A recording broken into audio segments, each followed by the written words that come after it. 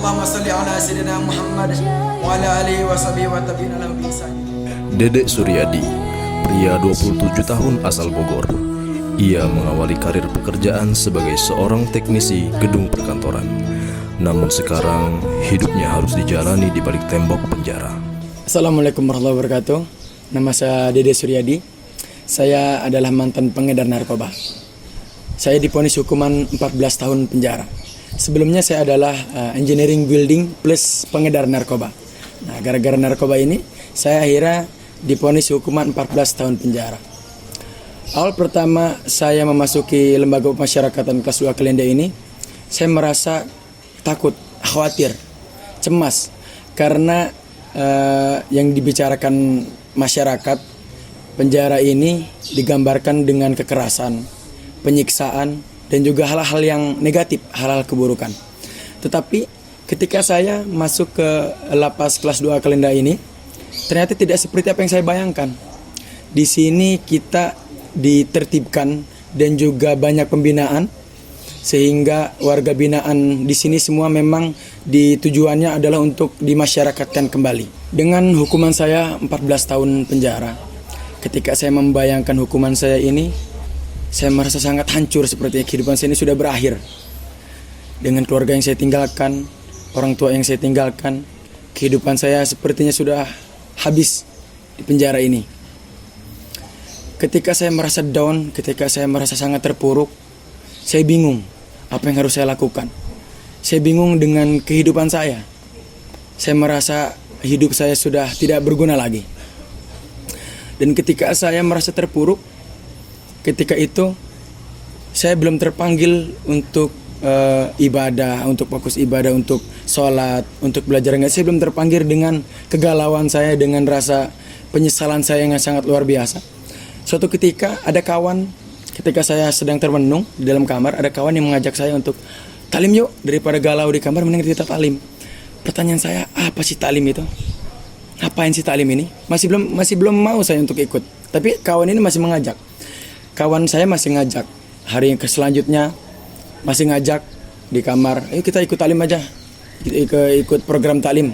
Nanti di sana ada ceramah-ceramah dari ustadz. Akhirnya saya pikir lagi, daripada saya bengong di kamar, ngelamun di kamar, ya udah saya ikut program taklim yang diadakan oleh lembaga pemasyarakatan ini.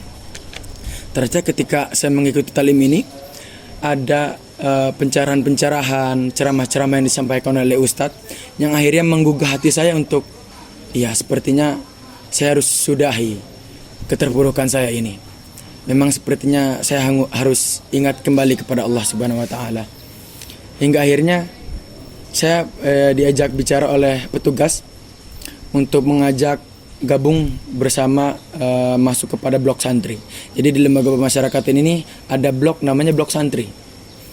Saya masih bingung, apa sih blok santri ini, ngapain sih di blok santri ini kan? Tapi akhirnya saya pikirin lagi, daripada saya lama-lama terpuruk, bengong di kamar, ngabisin waktu dengan hal-hal yang gak berguna. Saya harus diam-diam di kamar. Selama itu saya harus menghabiskan masa hukuman saya. Sepertinya ya udah, saya coba untuk ikut program santri di blok santri. Akhirnya saya bicara kepada petugas untuk, Pak, saya ikut masuk ke blok santri aja kayaknya.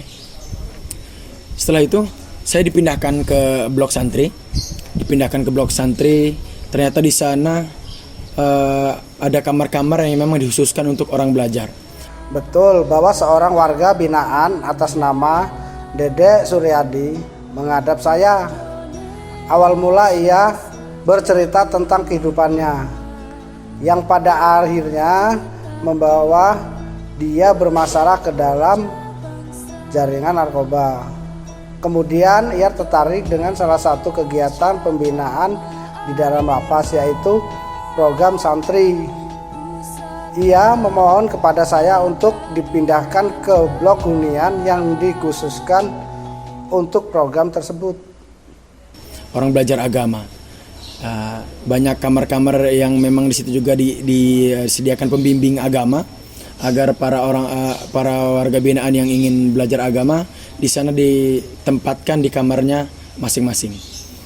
Ada kamar namanya Darul Fakih, ada kamar namanya Darul Hijrah, ya nama-nama kayak pondok pesantren, persis seperti pondok pesantren.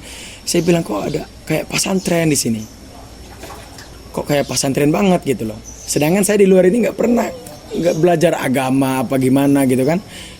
Saya bingung apa yang harus saya lakukan. Awalnya saya bingung. Nah, kebetulan saya dimasukkan kepada kamar taklim namanya Darul Faqih. Nah, di situ juga ada pembimbingnya, khusus kamar di situ.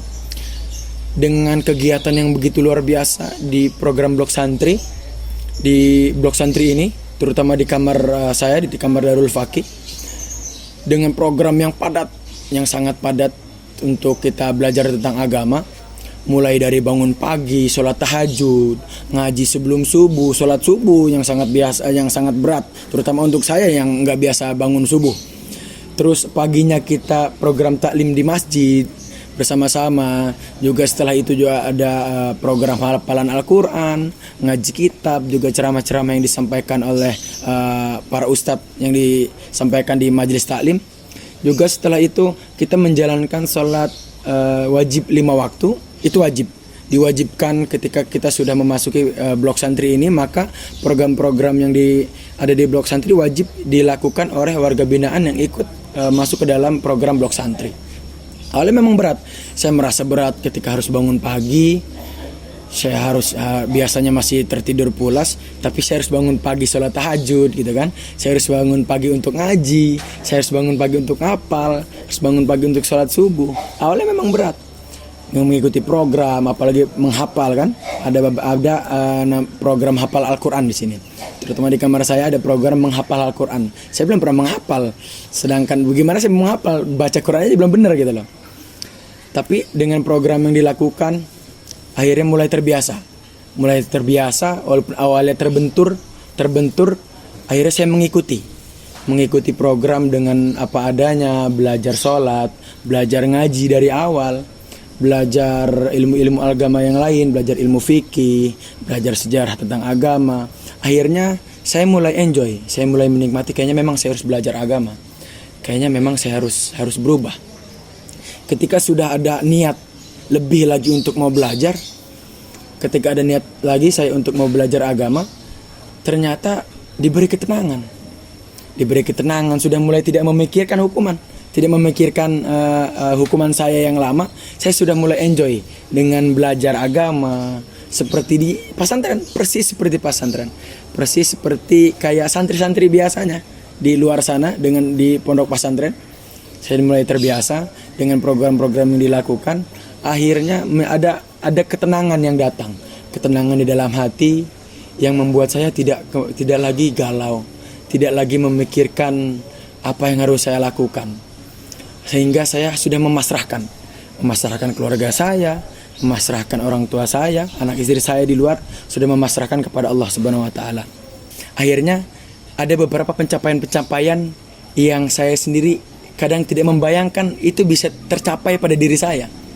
14 tahun lamanya, Dedek Suryadi menjalani masa hukuman. Kini ia mengabdikan dirinya untuk mengajarkan Al-Quran kepada teman-temannya sesama warga binaan. Ketika saya sudah bisa membaca Al-Quran, ketika saya sudah bisa menghafal Al-Quran, akhirnya saya dipercaya di sini untuk bisa memimpin sholat di masjid, menjadi imam. Saya sudah bisa dipercaya untuk menjadi khotib Jumat. Saya sudah bisa dipercaya untuk membantu kawan-kawan, membantu pembinaan, untuk kawan-kawan yang masih belajar. Akhirnya saya bisa membantu untuk juga mengajar cara membaca Al-Quran, mengajar bagaimana sholat yang benar. Dengan juga target ketika program hafalan Al-Quran ini yang alhamdulillah sampai saat ini saya masih menghafal. Alhamdulillah sudah 3 juz dan masih berjalan lagi. Semoga nanti setelah keluar dari lapas kelas 2 Kalianda ini saya sudah mencapai membereskan hafalan saya 30 juz. Amin ya rabbal alamin. Jadi maka dari itu, selagi kita masih mau berubah, selagi kita masih ada niat untuk menjadi lebih baik, tidak ada hal yang tidak mungkin. Maka seperti filosofi, tidak semua ternyata di penjara ini ada hal kebaikan juga yang bisa lahir dari penjara. Seperti filosofi telur. Kalau kita mempermasalahkan telur keluar dari mana, maka kita tidak akan bisa merasakan manfaatnya dari telur. Maka seperti pula penjara. Ternyata ada hal baik, ada manfaat yang bisa terlahir dari penjara. bisa merubah diri seseorang menjadi lebih baik ketika ada kesadaran yang muncul dalam dirinya bahwa dia ingin merubah dirinya menjadi lebih baik. Dengan memaknai tema kemerdekaan tahun ini, Indonesia tangguh, Indonesia tumbuh, seorang Dede semakin tegar menjalani sisa pidananya. Ternyata benar, kemerdekaan jiwa membuat tangguh dan tumbuh bangsa dan negara. Maka ketika mereka sadar dan membuat jiwa mereka merdeka, dan ketika seseorang ini jiwanya telah merdeka, maka mereka akan mampu menjaga kemerdekaan kedaulatan bangsa Republik Indonesia. لقد زينا السماء الدنيا بمصابيح وجعلناها رجوما للشياطين وأعتدنا لهم عذاب السعير.